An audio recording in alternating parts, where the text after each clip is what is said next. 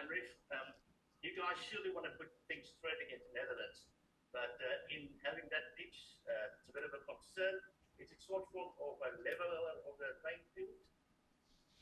Yeah, we definitely want to get back to a couple of games against the Netherlands. They've been playing good cricket against us, and yeah, the wicket that we saw over the last couple of games leveled the playing field quite big.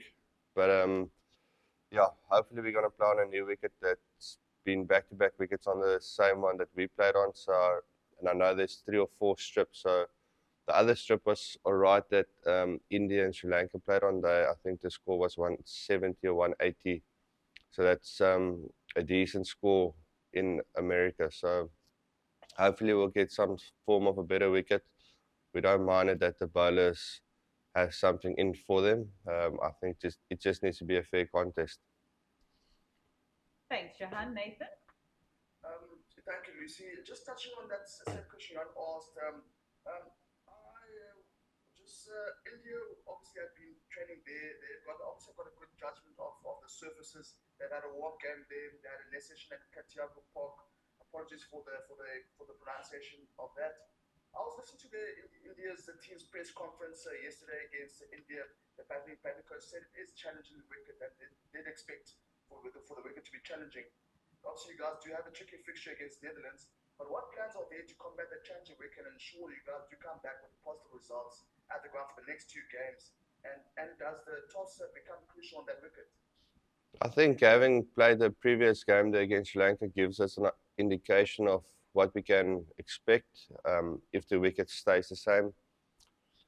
The outfield is also the other tricky part. The ball doesn't really go quickly over the outfield, so we just reformulate our game plans a little bit, and we've got experience playing on these type of conditions, so we just need to go back into the memory bank and take some responsibility that it might not be a wicket that we can just tee off and hit boundaries. We need to play some clever cricket and need to make peace with that. And yeah, it's all about winning the game. So whatever we need to do to beat Netherlands, we have to do as a batting group. And hopefully our bowlers will keep doing what they've did against Sri Lanka and use the opportunity on bowler-friendly wickets that they give us a good score to chase or defend a good score.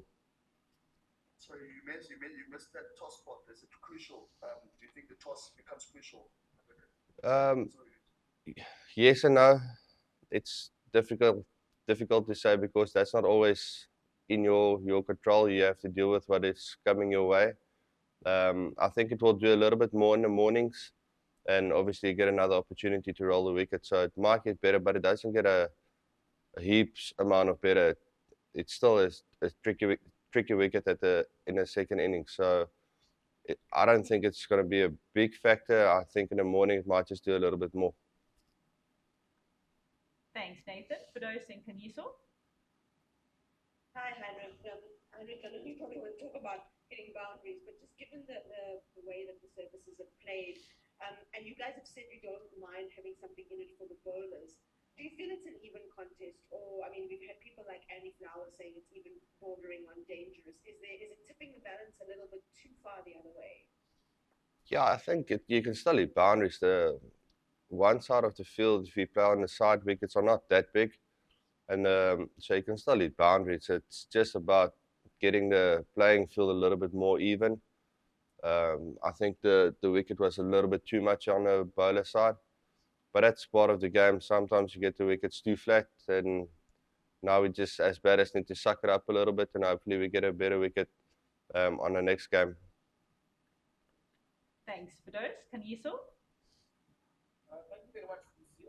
Good morning on your side, and the powerful as well. There's too much being made of the pitches being skewed so much in favor of the bowling side. As you would find that in the IPL, especially in the first half, especially with the team that you played in, the amount of runs that you scored were monstrous. Yeah, I think it's getting the balance right. Um, like yeah, in the IPL, no one really complained about 270 played 270. So, and now the bowlers are getting a little bit more condition into their favor. So I think it's just getting the balance right. like I said, batters need to suck it up as well. It's not always going to be a 200 wicket, and you have to go play a little bit more smarter cricket to get over the line. Luckily, we don't have to chase a 140 on a wicket like that, so the scores are pretty level, and as long as the playing field becomes a little bit more even, we don't mind it if the bowler's got something in for it. That makes some good entertaining cricket, and you have to use your cricket brain a little bit. So I think it's just getting the balance right of being too flat and too bowler friendly. But that's obviously why the groundsman gets paid the big bucks. Thanks. We're going to go Zahir first before we take another one from Nathan.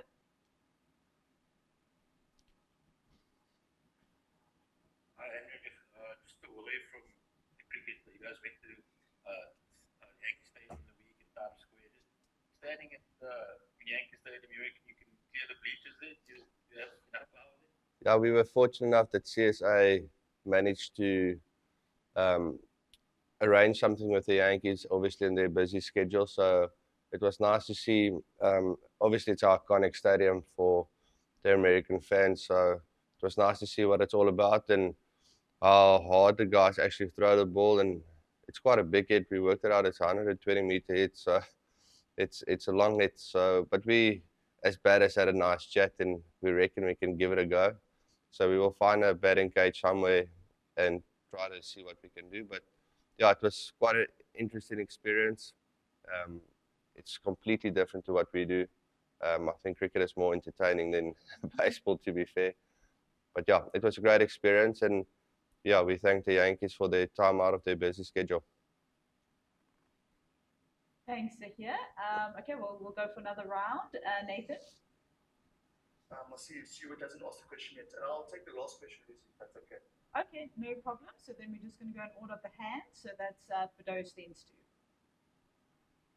And it's just a little bit left field. I don't know if you saw, but yesterday Pat Cummins signed a 4-year deal with the San Francisco Unicorns, and obviously for you guys, like for yourself this year, you play the T20 World Cup and then the Major League and then the CPL. Do you see this becoming a little bit more commonplace, and is it a possibility and a viable career option to sign these long-term deals? For the South Africans, no, we don't get those offers. The Australians and the Pommy boys seem to get all those big offers, so it would be nice that the South African boys also get those contracts offered to them. But yes, I think that's the way the game will go forward. Franchises look to sign some big players and make sure they stay with the team. I can't foresee that will happen with those two teams because they play so much cricket, and Test cricket is such a big part of their game. So, and the Major League will probably fall under the Ashes as well. So out of that 4 years, I reckon Pat Cummins will only play 2 of them. So that will be interesting to see how that contract works out. Thanks, Firdous. We're going to go Stu then King. Thanks, Luce. Morning, Heinrich. What has made the Dutch such a tricky outfit for South Africa in the last couple of World Cups? That's a good question.